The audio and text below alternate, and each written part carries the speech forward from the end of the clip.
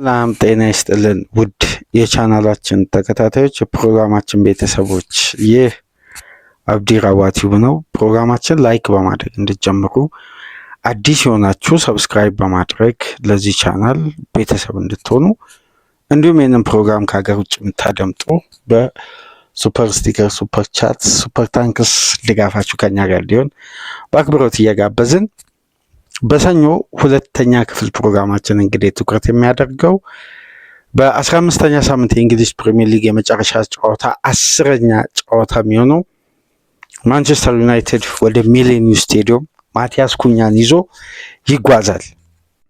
አምና የተጫዋች በተቃራኒ ቡድን ሆኖ ማንቸስተር ዩናይትድ ላይ ያደረገውን እናስታውሳለን። ዛሬ ደግሞ በቀያይ ሰይጣኖች ማሊያ ነው ወደ ሞሎኒው ስቴዲየም ወደ ቀድሞ ቤቱ የሚመለሰው። ወልቭስ ከማንቸስተር ዩናይትድ በሚሌኒየም ስቴዲየም።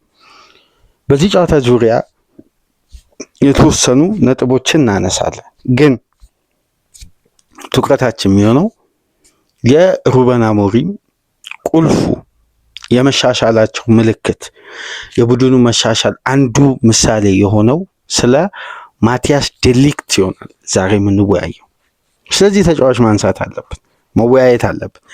አዲሱ የቀድሞ የማንቸስተር ዩናይትድ የፕስታን ብለነዋል። ይህን ተጫዋች ታክሉ፣ ኢንተርሴፕሽኑ፣ ክሊራንሱ፣ ሊደርሺፑ፣ በአስፈላጊው ሰዓት ታይሚንግ ኤንድ ዲሲዥኑ እንዴት ነው የተጫዋች የተሻሻለው? ከ2024 ወደ 2025 ዩናይትድ ከአሞሪም ጋር ፕሮግረስ ሲያደርግ አንዱ ምስል የነበረው የተከላካይ ክፍሉ ልብ የሆነው ማቲያስ ዴሊክት ነው። እስቲ ስለዚህ ተጫዋች በደንብ እናወራለን፣ እንወያያለን በዚህ ፕሮግራም።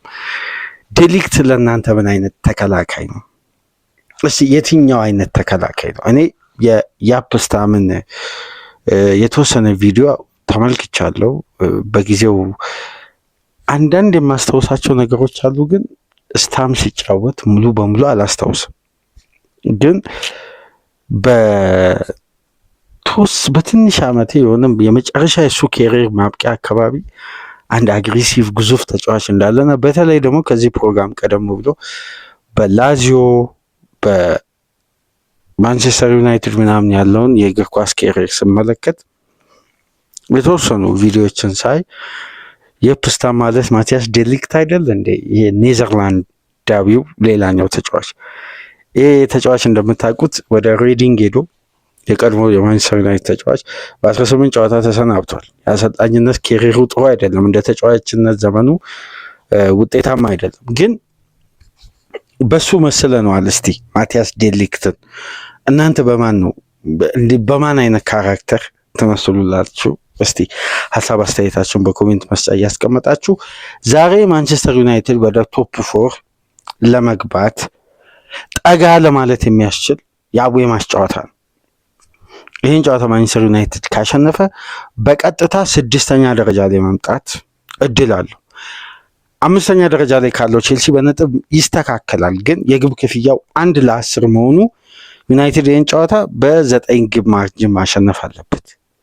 ይህን ደግሞ ኤክስፔክት ስለማይደረግ ወይም 9 ጎል ሊቆጠር ይችላል፣ ግን ይቆጠራል ብለን አይደለም የደረጃ ሰንጠረዡ ላይ ልዩነቱ የምናነሳው። ምክንያቱም በ9 ግብ ይጠናቀቃል። በሲዝን ውስጥ አንዴ ምናልባት አንድ ጨዋታ ላይ ሊሆን ይችላል የሚል ፕሮባቢሊቲ ልናነሳ እንችላለን እንጂ ይሆናል ብለን መደምደም አንችልም። ለዛ ማንቸስተር ዩናይትድ 6ኛ ደረጃ ላይ መቀመጥ ይችላል።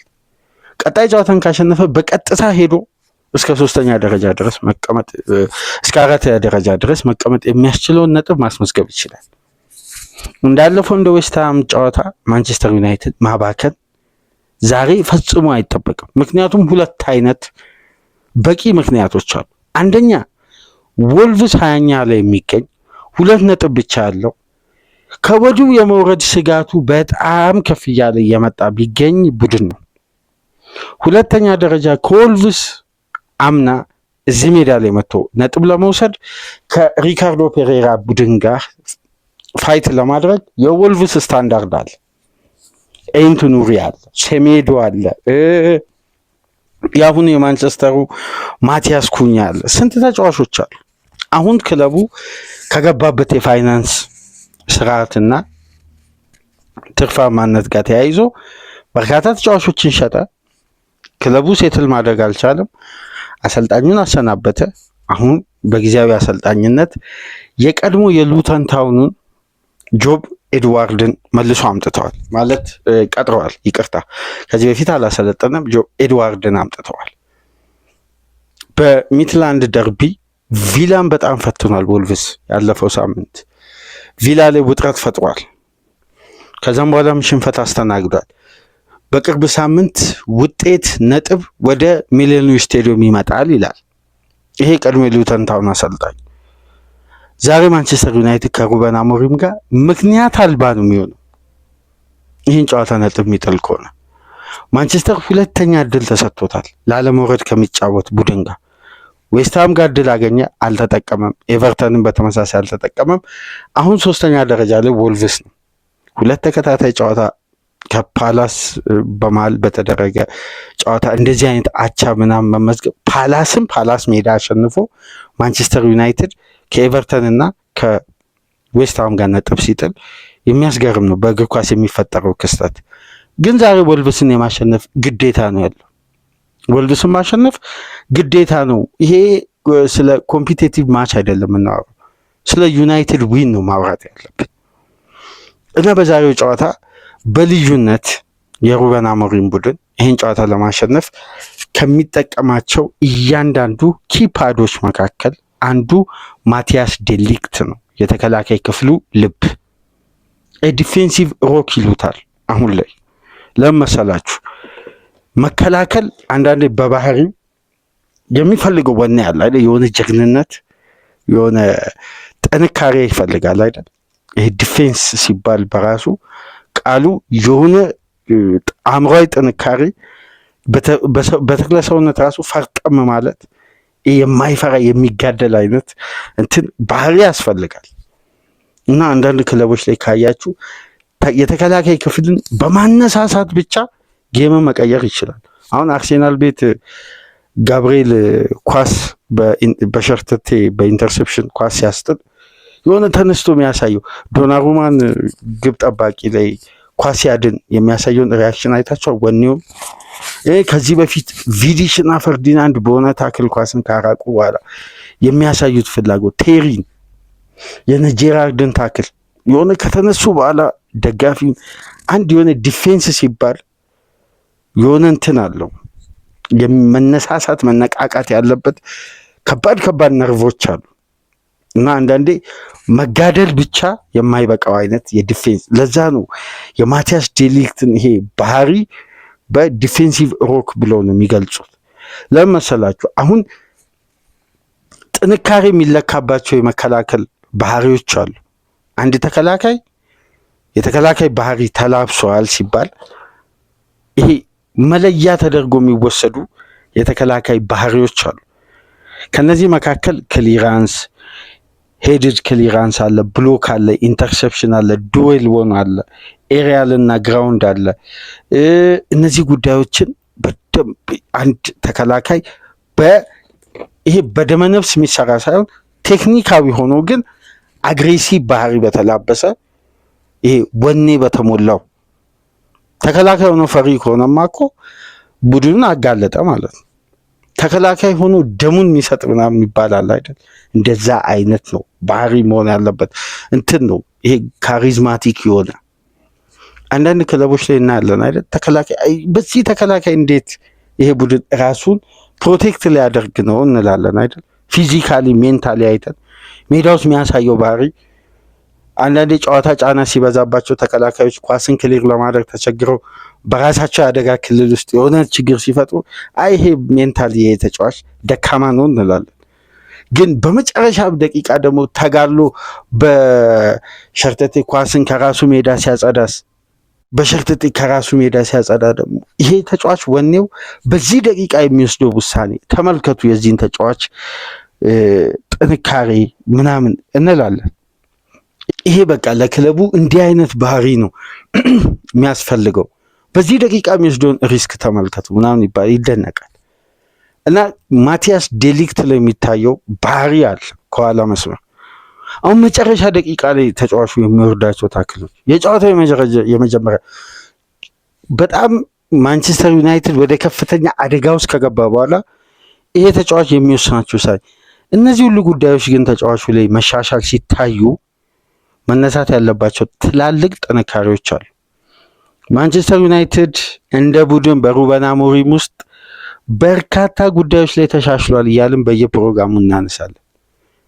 በደንብ ይሄን ጉዳይ ደግሞ በየፕሮግራማችን ስቴፕ ባይ ስቴፕ ጉዳዮችን ጭምር በማረጋገጫነት በቁጥር በታገዘ እናቀርባለን፣ እንወያያለን።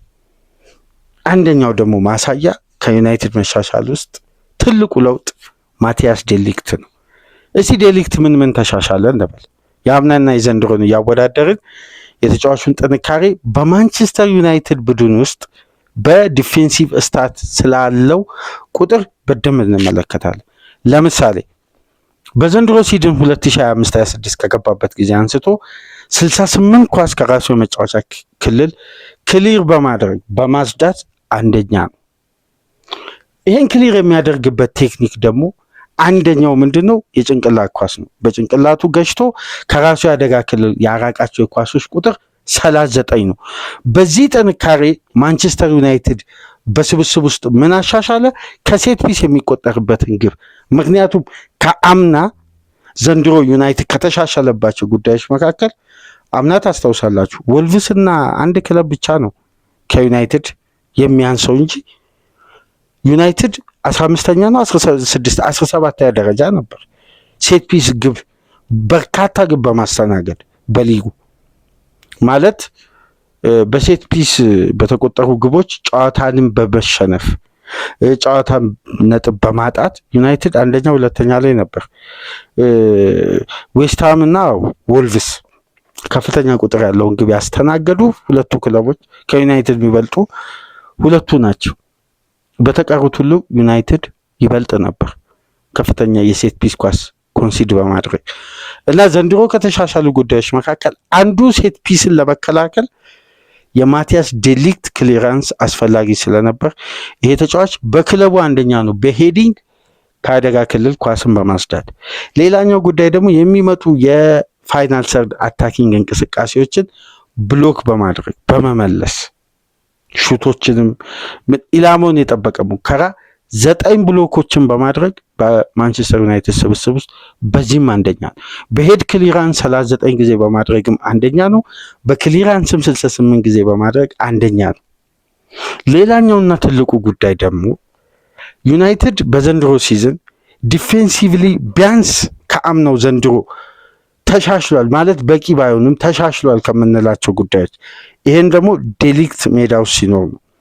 ትልቁ አቅም ምንድነው? የተጫዋቹ ኢንተርሰፕሽን፣ ቅድም የነገርኳችሁ ወኔ፣ ፍላጎት፣ ሜዳ ውስጥ ፍላጎት በየትኛውም ደቂቃ ሲኖር ተጫዋች ዱኤል ለማሸነፍ ሸርተቴ ለመውረድ አግሬሲቭ ለመሆን ጊዜና ሰዓት አይፈልግም። ሁሌም ሬዲ እና በኢንተርሰፕሽን በማንቸስተር ዩናይትድ ስብስብ ውስጥ አንደኛው ማቲያስ ዴሊክት ነው። በዲፌንሲቭ ስታት ላይ 17 ኢንተርሰፕሽኖችን በማድረግ ይሄ ቀላል የሚባል አይደለም። ትልቁ አቅም ዩናይትድ አምና የተቸገረበት አግሬሲቭ ሲስተም ምንድነው? ዱኤል የማሸነፍ ጥንካሬ ነው፣ የጋራ ኳስ። በዘንድሮ ሲዝን ማቲያስ ዴሊክት ብቻ በማንቸስተር ዩናይትድ ስብስብ ውስጥ አንደኛ ካደረገው ምክንያቶች መካከል 76 የጋራ ኳስን አሸንፏል። በዚህም አንደኛ ነው። ኤሪያል ዱዌሎችን ደግሞ 60 በማሸነፍ ደግሞ በበለጠ በሊጉ ራሱ ከተከላካዮች 4ኛ ደረጃ ላይ እንዲቀመጥ አስችሎታል። ይሄ ቀላል ሊባል አይደለም። በፓስ አኩሬሲ በኩል በክለቡ ከሚገኙ ተጫዋቾች ውስጥ 2ኛ ነው ዴሊክት ከዲፌንሲቭ አክሽን ላይ 87.75 ፓስ አኩሬሲ የተሳካ ተጫዋች ነው። ይሄ ማለት አንድ ተጫዋች ዲፌንሲቭሊ እነዛን ካራክተር ፈጽሞ ፓስ ላይ ከተዳከመ ቡድኑ በድጋሚ ወደ መልሶ ማጥቃት እንቅስቃሴ መጋለጡ የማይቀር ነው። ስለዚህ ቴክኒካሊ ባላንስ ለመሆን እንደነዚህ አይነት ጉዳዮችን መፈጸም አለበት እና ዴሊክት በዚህም የተሟላ ነው። ከነዚህ ሁሉ ደግሞ የሚያስገርመው በሊጉ ከሚገኙ ተጫዋቾች የተከላካይ ስፍራ ተጫዋቾች አንድ ስታት ዴሊክትን በተለየ ሁኔታ እንዲነሳ ያደርገዋል። ካደረጋቸው ዱዌሎች ውስጥ የማሳካት ሬቱ ሲወጣ 62.71 ነው። ይሄ ከጋብርኤል ማጋሌስም ይበልጣል። ስለዚህ ዴሊክት የጋራ ኳስን የማሳካት ሬቱ በሊጉ ከየትኛውም ሴንትራል ዲፌንደር ይበልጣል። ይሄን ታውቃላችሁ? ተጫዋቹ ብቻ የጋራ ኳስን ለማሸነፍ በቀጥታ ታርጌት ያድርግ፣ እዛ ቦል ላይ ይሄድ፣ እዛ ኤሪያ ላይ ይገኝ እንጂ ዴሊክት የማሸነፍ ሬቱ ከየትኛውም ሴንተር ባክ ይበልጣል። ይህ አሁን ለዩናይትድ ትልቅ የዲፌንስ አቅም ነው። ባለፉት ጨዋታዎች ተጫዋቹ ሲጎዳ ዩናይትድ የሚፈጥራቸው የመከላከል ስህተቶችን አየ። ለምሳሌ ዌስትሃም ያስቆጠረው ግብ ላይ ያንን ኳስ ክሊር ለማድረግ ዴሊክት ከየትኛውም ተጫዋች የተሻለ እድል ነበር፣ ግን ዴሊክት እዛ ፖዚሽን ላይ መገኘት ይችላል በዛ ታይሚንግ። አሁን ደካማ ክሊራንስ ተደረገ፣ ግቧ ተቆጠረች እዛ በማጌሳ አማካኝነት። ታዲያ ዴሊክት ከማንቸስተር ዩናይትድ ሲዝን መሻሻል ጋር አንደኛው ምስል ነው ስንል በምክንያት ነው። ከአምና ዘንድሮ ማንቸስተር ዩናይትድ የተሻሻለባቸውን ጉዳዮች ማጥቃቱ ላይ፣ አማካዩ ላይ ባላንስ ለማድረግ አሰልጣኙ እየሞከረ ያለበትን መንገድ ብዙ ፕሮግራም ላይ አብራራል። ዲፌንሱ ላይ ግን መብራሪያ ካለበት የዚህ ተጫዋች ተጽዕኖ ለማንቸስተር ዩናይትድ የተረጋጋ የተከላካይ ክፍል ጥንካሬ ትልቅ ሚና ስላለው ነው። ማለት የተረጋጋ ስንል ከአምናው ዘንድሮ እንጂ ወደ ፐርፌክሽን መጥቷል እያልኳቸው አይደለም። ምክንያቱም አንድ እንጨት ብቻውን አይነድም። ዴሊክት ሁሉንም ክራይቴሪያ ስላሟላ ዩናይትድ ዲፌንሱ ምርጥ ይሆናል ማለት አይደለም። ሌሎች ተጫዋቾች ከሱ እኩል ፐርፎርም ማድረግ አለባቸው። ምክንያቱም እግር ኳስ የቡድን ቅንጅት ነው። ከዛን ነው ውጤት ሊመጣ የሚችለው። ከ2024/25 የውድድር ዓመት ዘንድሮ ዴሊክት ምን ያክል እንደተሻሻለ የምንመለከተው አምና በየጨዋታው በ90 ደቂቃ ለምሳሌ ዴሊክት 3.87 ኳሶችን ክሊር ያደርጋል። ዘንድሮ ግን 5.23 ኳሶችን ከራሱ የመጫወቻ ክልል ከአደጋ ክልል ያርቃል። ይህን ከአደጋ ክልል ከሚያረቅባቸው እንቅስቃሴዎች መካከል አንዱ የጭንቅላት ኳስ ነው። በዚህም አምና ተጫዋቹ 2.28 ኳሶችን ያርቅ ነበር። ዘንድሮ 3.01 ኳስ ከራሱ ሜዳ ያርቃል። ዱዌሎችን በማሸነፍ አምና 4.31 ነበር። ዘንድሮ ግን 5.69 ነው። ልዩነቱን ዝም ብላችሁ ይህን ግራፍ ተመልከቱ። ኤሪያል ዱዌሎችን አምና 2.45 ያሸንፋል። ዘንድሮ ግን 3.85 የአየር ላይ ኳስ ፖሴሽኖችን በማሸነፍ በተለይ በሚድ ሰርድ አምና 1.01 ነበር። ዘንድሮ ግን 1.63 ነው። ፖሴሽኖችን በማሸነፍ በአጠቃላይ በሜዳ ውስጥ 2.88 ነው አምና። ዘንድሮ ግን 3.12 ነው። ይሄ በጣም ሰፊ የስታት የእንትን ልዩነት አለው። በጣም የተጫዋቹ ጥንካሬ ላይ ምን ያክል ነው አሞሪም እንደሰሩና መሻሻል እንዳመጡ። እሺ በተሳካ ሁኔታ በረጃጅምም ሆነ በአጭርም ፓስ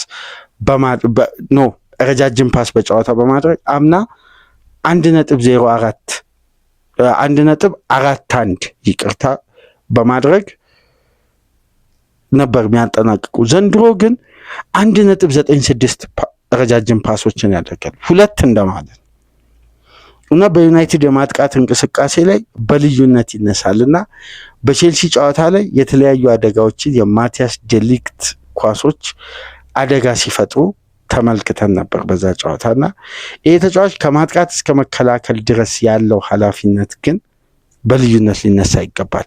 ታዲያ ዴሊክት ለዛሬ ጨዋታ የመመለስ እድሉ ሰፊ ነው ተብሏል። በዛሬ ጨዋታስ ዩናይትድ ከሞሊኒ 3 ነጥብ ይዞ ደረጃውን ወደ 6ኛ ከፍ እንዲያደርግ የሩበን አሞሪም ቡድን በተሳካ ሁኔታ ነጥብን ይዞ እንዲመለስ የማቲያስ ዴሊክት አስተዋጽኦ በልዩነት እንመለከት ይሁን። እስቲ የምሽቱን ጨዋታ ተመልክተን ደግሞ ማክሰኞ በንጋት ፕሮግራማችን ከዩኤፋ ሻምፒዮንስ ሊግ ዕለታዊ ፕሮግራም ጋር አያይዘን በስፋት ወደ እናንተ የምንመጣ ይሆናል። እስቲ ላይክ አድርጉ። ላይክ እያደረጋችሁ ይህን ፕሮግራም ተደራሽነቱን አስፉልን። አዲስ ከሆናችሁ ደግሞ ሳብስክራይብ እያደረጋችሁ ቤተሰብ እየሆናችሁ እንድታደምጡ፣ ከሀገር ውጭ የምታደምጡ ደግሞ እንደ ሁል ጊዜው በሱፐር ስቲከር፣ በሱፐር ቻት፣ በሱፐር ታንክስ ድጋፋችሁ አይለየን እንላለን። ከእናንተ ጋር በሁለት ፕሮግራም ዕለተ ሰኞን በእንዲህ መልኩ በመሐመድ ሳላህ ወቅታዊ ሁኔታና በማቲያስ ዴሊክት አስደናቂ የውድድር ዓመት ከሩበን አሞሪም ጋር ዩናይትድን ካሻሻሏቸው ምክንያቶች መካከል ጋር እያጣቀስን በእንዲህ መልኩ በጋራ አብረን ቆየን። ማክሰኞ ንጋት እስከምንገናኝ ድረስ መልካም ሰኞ፣ መልካም የስራ ቀን እንዲሆን እየተመኘን እኛ ከወዲሁ ተሰናበትን። ሰላም።